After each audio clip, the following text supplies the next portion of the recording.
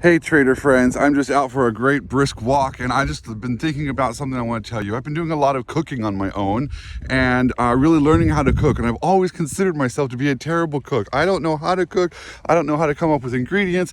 I don't know how to put it all together. I'm a terrible cook, and that's the way I've always thought about myself all the time. And it's kind of amazing because I've been really using recipes lately, and very easy recipes, and all the ingredients are there, and I'm making meals that look amazing, that look awesome, and it's really been very, very cool. And that is also what trading is.